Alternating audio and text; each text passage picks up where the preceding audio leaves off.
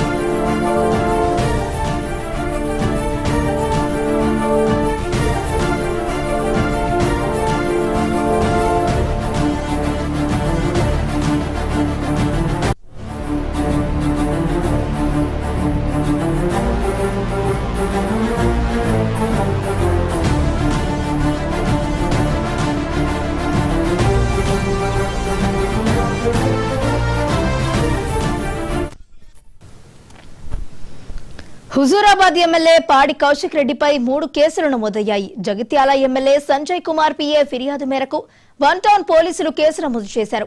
ఇదిలా ఉండగా కరీంనగర్ కలెక్టరేట్లో నిర్వహించిన సమీక్షా సమావేశం రసాభాసగా మారింది. Congress MLA Sanjay Kumar, BRS MLA Kaushik Reddy మధ్య వాగ్వాదం జరిగింది.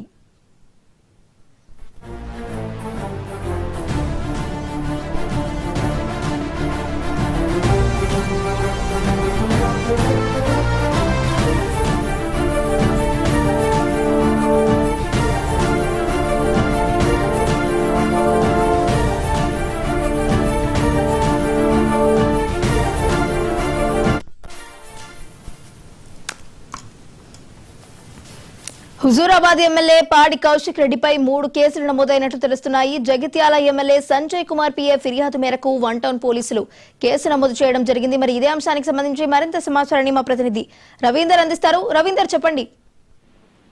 వైష్ణవి, కరీంనగర్ సంబంధించి నిన్న ఒకవైపు కరీంనగర్ ఉమ్మడి జిల్లాకు సంబంధించి ఒకవైపు అక్కడ ప్రోగ్రామ్ జరుగుతుంది. కలెక్టరేట్ లో జరుగుతున్న సమయంలో సంక్షేమ పథకాలు కావచ్చు, ప్రభుత్వానికి సంబంధించిన అక్కడ మాట్లాడుతున్న సమయంలో ఒకవైపు అందరూ ఎమ్మెల్యేలు మాట్లాడిన అనంతరము జగిత్యాల ఎమ్మెల్యే సంజయ్ కుమార్ కూడా మాట్లాడుతున్న సమయంలో పాడి కౌశిక్ రెడ్డి, హుజూరాబాద్ నియోజకవర్గానికి సంబంధించిన ఎమ్మెల్యే పాడి కౌశిక్ రెడ్డి అతని మైకు గుంజుకునే ప్రయత్నం చేయడం, అదేవిధంగా అతన్ని దుర్భాషలాడడం, అదేవిధంగా అతన్ని తోసివేయడం తోటి కూడా అక్కడ ఉన్న ఎమ్మెల్యేలు ఎంత నివారించినప్పటికీ కూడా కౌశిక్ రెడ్డి తగ్గలేదు. అదేవిధంగా ఒకవైపు అక్కడ ఉన్న పోలీసులు కౌశిక్ రెడ్డిని అక్కడ నుంచి వెళ్ళి బయటకు తీసుకువెళ్లిన పరిస్థితి అయితే చెప్పవచ్చు. కౌశిక్ రెడ్డి అదేవిధంగా ఇటు సంజయ్ కుమార్ మధ్య మాత్రం తోపులాట, ఒకవైపు వాగ్వాదం కూడా చోటు చేసుకోవడం జరిగింది. కౌశిక్ రెడ్డి ఎవరు చెప్పినా వినకపోవడం తోటి అతన్ని బయటకైతే తీసుకువెళ్లారు. అయితే ఈ రోజు కరీంనగర్ సంబంధించి వన్ టౌన్ లో కౌశిక్ రెడ్డి పైన పలు కేసులు అయితే నమోదు చేయడం జరిగింది. అయితే ఎమ్మెల్యే సంజయ్